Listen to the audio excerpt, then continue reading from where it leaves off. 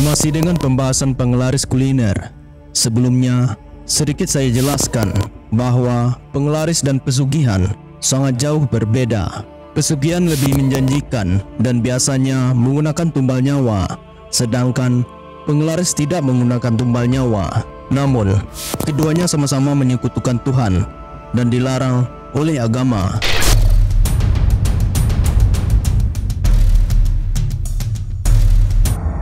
Pembahasan kali ini mengenai pemanfaatan orang yang sakit borok atau kulit, bisa karena sakit diabetes basah, kusta, ataupun penyakit-penyakit kulit lainnya, terutama yang ada di kaki. Awalnya, para pelaku penglaris ini akan mencari orang-orang yang mengalami sakit kulit seperti yang disebutkan tadi, terutama kaum yang tidak berpunya, biasanya manula, dengan dalih akan dirawat dan diobati dengan layak.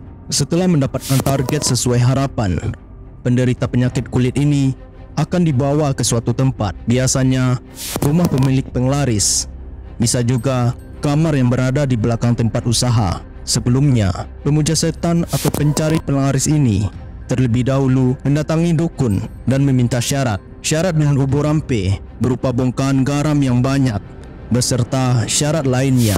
Garam yang telah diolah dengan energi negatif oleh sang dukun, kemudian dibawa kembali oleh pencari penglaris untuk digunakan. Penonton tahu tidak apa fungsi garam tadi? Garam tadi diambil sedikit demi sedikit untuk dicampur air hangat, kemudian digunakan untuk merendam kaki si penderita penyakit kulit tadi dengan dalih agar lukanya lekas mengering. Biasanya, kegiatan ini rutin setiap pagi atau sore menjelang usaha kuliner tersebut buka. Namun, yang terjadi bukan kesembuhan yang didapat, melainkan penyakit yang semakin menjadi.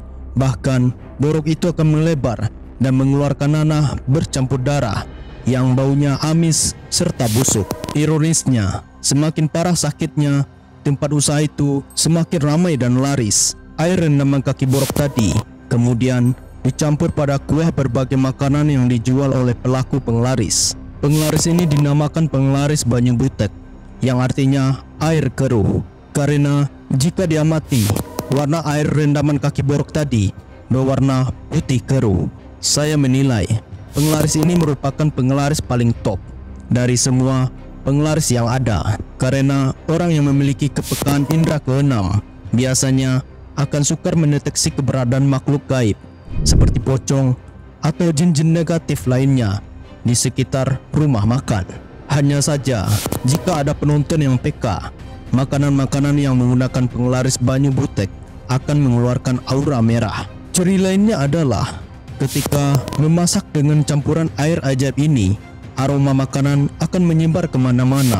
Contohnya, ketika si koki menuangkan air campuran nanah dan darah tersebut untuk menumis bumbu di wajan, bau menusuk menyebar kemana-mana dan membuat orang yang menciumnya merasakan hasrat ingin makan di tempatnya langsung. Usaha kuliner yang menggunakan penglaris ini biasanya ada di kota-kota besar, bahkan di tempat-tempat kalangan menengah ke atas. Ada juga beberapa catering yang menggunakan penglaris ini. Salah satu yang menjadi ciri pengusaha catering yang menggunakan jimat ini, makanannya ada beberapa yang menjadi hambar. Kenapa? Karena masakan tersebut ketika dalam proses ekspedisi dilangkahi sehingga sihir menjadi lenyap. Bisa dicoba jika ada penonton yang merasa ada yang janggal. Makanan yang mau dimakan ditaruh dan dilangkahi. Kemudian nasib orang yang punya penyakit kulit tadi bagaimana? Tanpa disadari, lambat laun korban itu akan mengalami kematian mengenaskan dengan luka borok yang semakin parah. Kemudian sakit kulit tadi otomatis akan berpindah kepada pemilik usaha ataupun orang tuanya jika orang tuanya masih hidup. Di sini terjadi kesepakatan keluarga. Apakah penerus usaha sanggup dan mau untuk meneruskan ritual ini atau tidak? Jika tidak, maka yang terjadi usaha tersebut akan berangsur-angsur sepi. Sosok jin yang memanfaatkan nanah, darah, serta kering sebagai sumber energinya berwujud manusia dengan badan kurus kering dan kulit di sekujur tubuhnya mengelupas serta bermata merah menyala. Jin ini adalah jin pemakan bangkai busuk. Jin ini hanya bekerja jika garam yang telah diberi mantra-mantra sang dukun dicampur dengan air hangat dan dipergunakan untuk merendam kaki korban tadi. Lalu setelah selesai, jin akan pergi sehingga keberadaan sosok makhluk halus di tempat usaha tidak akan terdeteksi.